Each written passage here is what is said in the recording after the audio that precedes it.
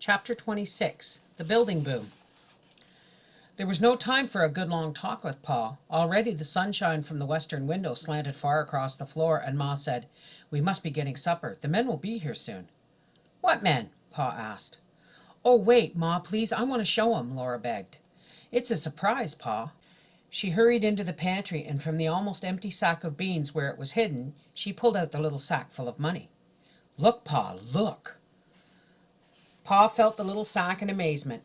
He looked at their faces, all shining with smiles. "Carolyn, what have you girls been up to?" "Look inside, Pa," Laura cried. She could not wait until he untied the little sack. $15.25. "I'll be jiggered," said Pa. Then while Laura and Ma started to get supper, they told him all what had happened while he was away. Before they finished talking, another wagon pulled up at the door. There were 7 strangers at supper that night, another $1.75. And now that Pa was home, the strangers could sleep on the floor around the stove. Laura did not care how many dishes she washed or how sleepy and tired she was. Pa and Ma were getting rich, and she was helping. In the morning she was surprised. There was hardly time to talk. So many men were there for breakfast she could hardly wash the dishes fast enough. And when at last she could empty the dishpan and hang it up, there was hardly time to sweep and scrub the muddy floor before she must begin peeling potatoes for dinner. She had only a glimpse of the sunny, cold blue and white and brown March day outdoors while she emptied the dishpan, and she saw Pa driving with a load of lumber toward the town site. "What on earth is Pa doing?" she asked Ma. "He's putting up a building on the town site," said Ma. "Who for?" Laura asked, beginning to sweep. Her fingers were shrunken in ridges from being so long in the dishwater. "For whom, Laura?" Ma corrected. "For himself." And she tugged through the doorway an armful of bedding that she was taking outdoors to air. "I thought we were going to move to the claim," Laura said when Ma came in. "We have 6 months before we must build on the homestead," said Ma. "Lots in town are going fast. Your Pa thinks he can make money by building on one. He's using the lumber from the railroad shanties and putting up a store building to sell." "Oh, Ma, isn't it wonderful, all the money we're making?" Laura said, sweeping vigorously while Ma gathered another armload of bedding. "Draw the broom, Laura. Don't flip it. That raises the dust," Ma said.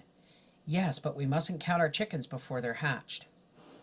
That week the house filled with steady boarders, men who were building houses on the town site and on their homestead claims.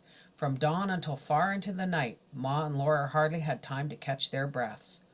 All day long there was a racket of wagons passing.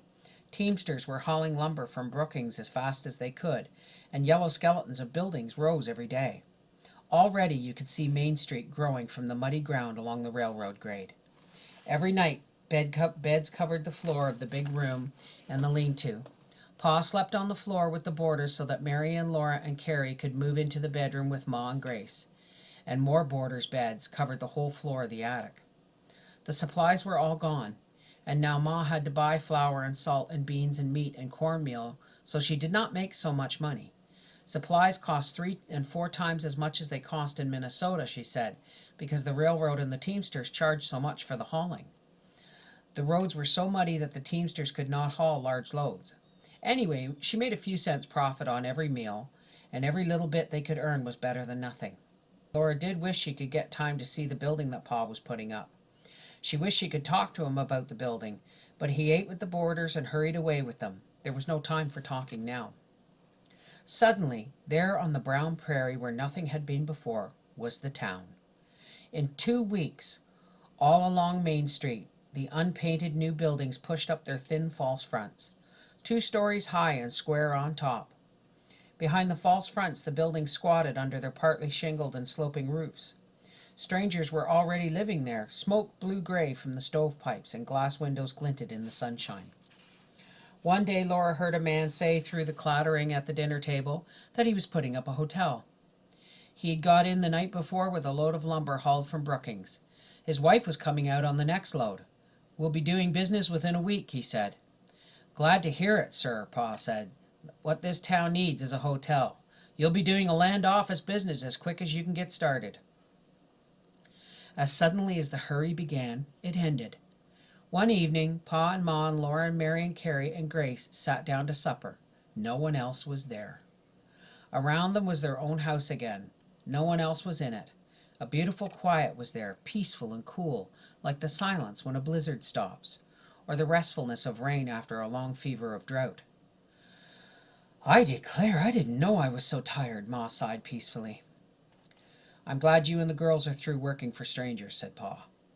They did not talk much. It was so pleasant to eat supper again alone.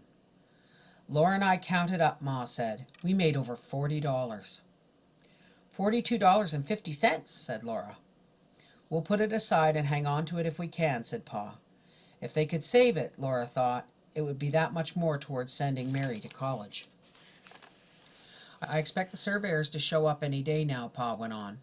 "Better be ready to move so I can turn over this house to them. We can live in town till I sell the building." "Very well, Charles. We'll wash the bedding tomorrow and start getting ready to pack," said Ma. The next day Laura helped wash all the quilts and blankets. She was glad to lug the loaded basket out to the clothesline in the sweet, chilly March weather. Teamsters' wagons were slowly pulling along the muddy road toward the west. Only an edging of ice remained around the shores of Silver Lake and among the dead slough grass.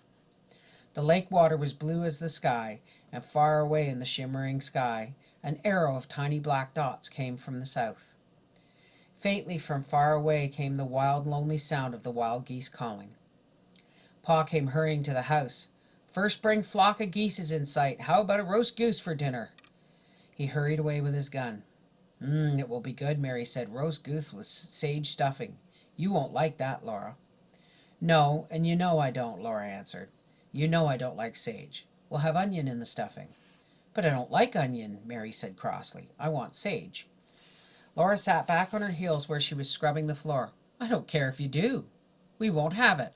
I guess I can have what I want sometimes." "Why, girls," Ma said, astonished. "Are you quarreling?"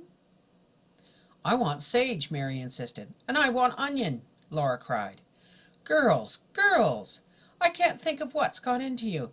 And I have never heard of anything so silly. You both know we have no sage nor onion either."